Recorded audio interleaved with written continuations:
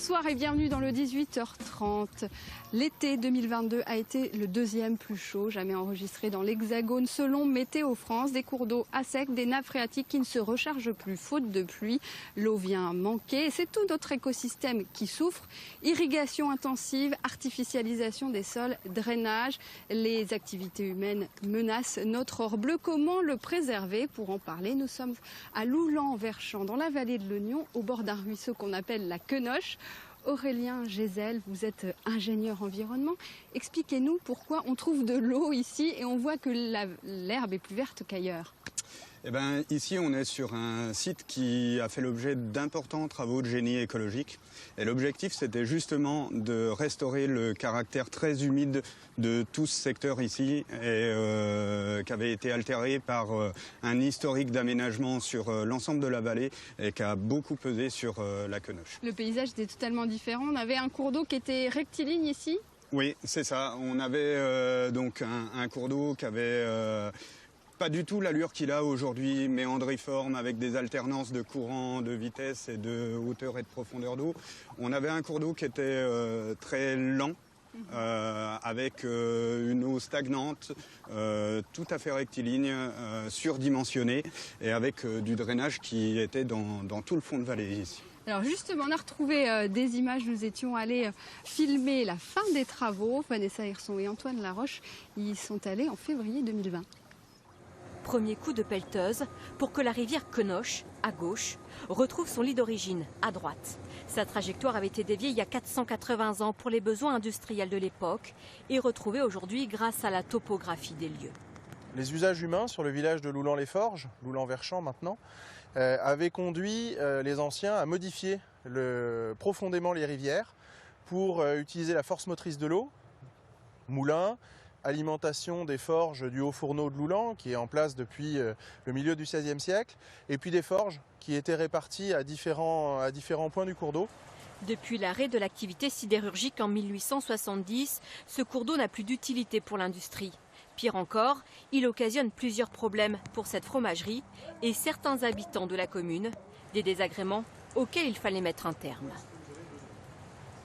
Le parc 2 à 3 fois par an inondé avec des risques d'inondation du château.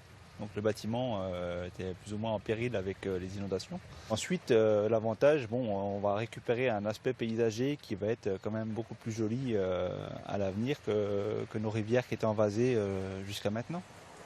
Il aura fallu 6 ans de préparation au syndicat des rivières de la vallée de l'Ognon pour mener à bien ce projet. Un projet qui n'est d'ailleurs pas le seul. En Haute-Saône, sur les 10 dernières années, une vingtaine de cours d'eau comme la Quenoche a retrouvé son tracé d'origine, non pas pour solutionner des problèmes comme ici, mais pour favoriser l'écosystème. Pour que la Quenoche retrouve son lit d'origine, le syndicat des rivières a cherché des financeurs. Le plus important, Réseau SNCF, qui a débloqué 285 000 €. Alors Aurélien, expliquez-moi, 2 ans après les travaux, dans quel état se trouve cette rivière ? On est encore un peu tôt pour avoir vraiment des données, mais par contre, le résultat est là. La forme de la rivière correspond plus à un milieu naturel. On retrouve aussi une diversité d'espèces qui paraît déjà plus importante. On a retrouvé des éphémères en plus grande quantité. Et puis au niveau du peuplement de poissons, on a une température de l'eau là qui est telle que ça nous laisse espérer des bonnes améliorations. Parce qu'on est à 16 degrés, ça permet à certaines espèces de poissons de revenir, de s'y reproduire aussi? Oui, 16 degrés, typiquement une truite par exemple, qu'est-ce qu'on recherche à avoir sur une rivière comme ça? Là, elle va se plaire dans une température de ce niveau-là. Avec une diversité d'habitats qu'il n'y avait plus? C'est ça. Et justement, ici c'était aussi un cours d'eau qui était extrêmement pollué. Aujourd'hui, est-ce que vous notez une amélioration? Est-ce qu'on va aller vers une amélioration du cours d'eau? Alors on ne peut pas noter actuellement une amélioration. Par contre, ce qui est sûr, c'est que ces travaux-là, ils vont contribuer à améliorer la situation. Par contre, on a un bassin versant, une surface qui est drainée par ce cours d'eau qui est très importante. Et il va falloir faire aussi des efforts sur tout ce qui est l'assainissement, les infrastructures. Voilà. D'accord. Mais en tout cas, un milieu qui se porte en bonne santé sera un peu plus résilient et permettra de réduire les pollutions annexes. Oui, la résilience, elle réside dans le fonctionnement du cours d'eau. Et les espèces vont revenir très vite quand le cours d'eau aura un habitat favorable et une qualité d'eau qui est bien. L'écologie n'est pas le seul intérêt à la restauration de ces cours d'eau. On va voir tout de suite pourquoi des travaux ont été menés ici. Vous avez été à l'initiative, entre autres personnes, de ces travaux. Expliquez-nous quel est l'intérêt pour la population d'avoir un espace humide comme celui-ci. Eh bien, le village de Loulan a été marqué par un passé industriel qui avait profondément bouleversé le fonctionnement des rivières. Et donc les intérêts étaient multiples, à la fois un enjeu en termes d'inondation, puisque les inondations étaient au centre du village et maintenant elles se passent sur un milieu naturel où les enjeux sont moindres. Et puis surtout un intérêt de stockage et de la ressource en eau. Voilà, de la ressource en eau. On vient de traverser un été exceptionnel, peut-être y en aura-t-il d'autres. Et donc ces milieux agissent comme des éponges et stockent l'eau en hiver, retiennent l'eau en hiver et la relâchent tranquillement en été pour soutenir l'alimentation en eau potable de nos sources. Et cet espace restauré ne va pas rester fermé? Vous allez l'ouvrir à la population? D'abord, essayer d'y réintroduire une activité agricole avec du pastoralisme, des petits troupeaux légers pour brouter l'herbe. Et puis notre souhait serait évidemment de le donner à voir au plus grand nombre. Pourquoi pas au travers d'une labellisation espace naturel sensible départemental qui permettrait d'y créer à la fois des panneaux de sensibilisation et des cheminements pour le donner à voir au plus grand nombre. Merci beaucoup et on va aller un peu plus loin, à quelques kilomètres de là, au bord d'un autre ruisseau.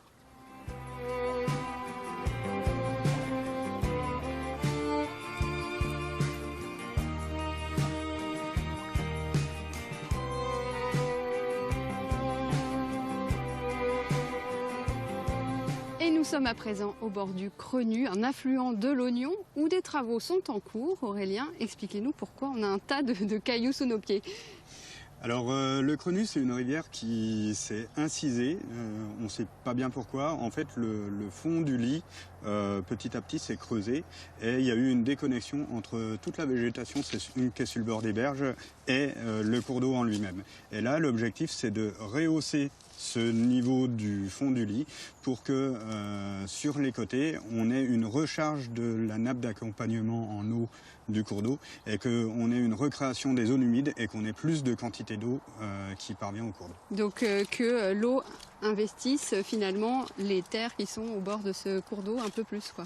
On va passer juste à côté parce que un peu plus loin, il y a un autre type de travaux ici. Vous redessinez un tracé? Alors effectivement, on se trouve au niveau de la confluence entre le Crenu et l'Ognon. Et en fait, historiquement, cette confluence a été modifiée pour emprunter un ancien canal de moulin. Et là, l'idée, c'est de recréer un cours d'eau avec un tracé qui soit naturel et de permettre... Avec des méandres. Voilà, avec des méandres, avec de la recharge là qu'on a remise pour avoir un fond adapté aux poissons et que les poissons de l'Ognon puissent remonter ici et qu'on ait un développement plus naturel. Et la remise en eau, c'est prévu pour quand? La remise en eau, elle est prévue à la fin de l'année. Il y a d'autres chantiers qui sont prévus? Alors au niveau du syndicat, on fonctionne pas mal avec les différentes communautés de communes et on a des chantiers en cours, notamment sur un secteur qui s'appelle Brésillier. Et puis on a effectivement d'autres chantiers qui sont prévus. En général, on en fait 1 à 2 grosses opérations par an. Et donc remise en eau prévue à la fin de l'année? Eh ben oui, voilà. D'ici la fin de l'année, on remet tout en eau. Merci beaucoup Aurélien et on va retrouver un élu qui va nous expliquer que ces travaux s'inscrivent dans un projet global.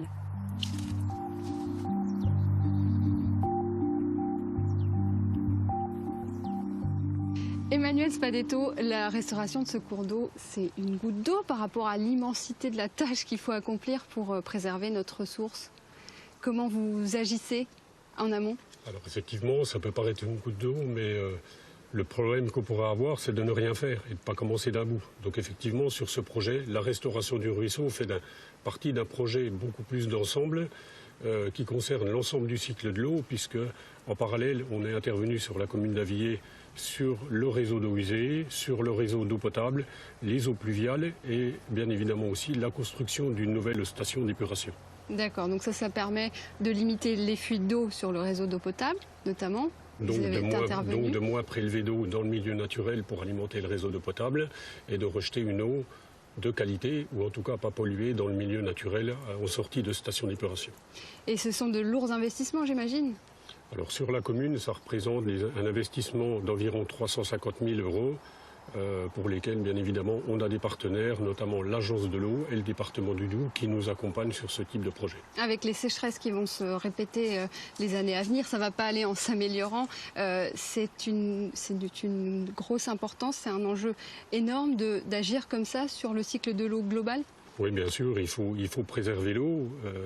C'est un enjeu très très important et ce genre de travaux concourent à améliorer l'alimentation en eau potable des usagers, bien sûr. Il faut que toutes les collectivités s'y mettent, quoi.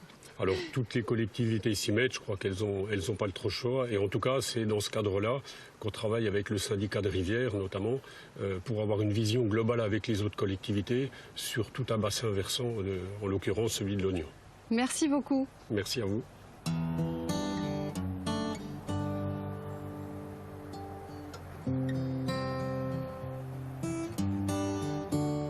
Daniel, nous sommes ici dans un espace très intéressant, un marais.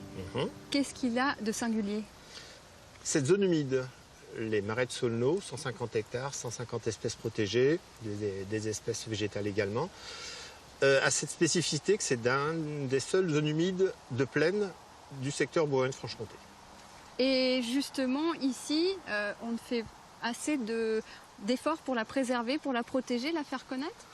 On fait des efforts pour la préserver, pour la faire connaître, au travers d'actions pédagogiques menées par des associations locales, comme les Amis de la Nature de Saulneau, également par FNE qui en assure une promotion, mais surtout, ce que nous pensons, c'est la préserver de manière très égoïste pour assurer notre propre ressource en eau.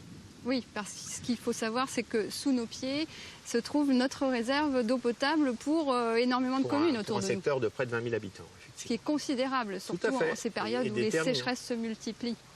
Et donc, assurer la préservation, la promotion, et pourquoi pas d'ailleurs, assurer la connaissance et développer un tourisme autour de cette zone, nous semble très important à amplifier, notamment sur le marais de Saulneau. Alors on le voit, les collectivités font des efforts pour limiter les fuites sur les réseaux d'eau, pour restaurer leurs stations d'épuration. Est-ce que c'est suffisant à l'heure actuelle où il faut aller vite? C'est suffisant à certains endroits, mais hélas, ça n'est pas pratiqué partout. Et dans certains secteurs, les priorisations font que la préservation de ces zones n'est pas à la hauteur de nos eaux, tout simplement. Et il faudra aller plus vite et plus loin dans les années à venir. Merci beaucoup en tout cas de nous avoir répondu. Merci à vous de nous avoir suivis et à très bientôt pour un prochain 18h30.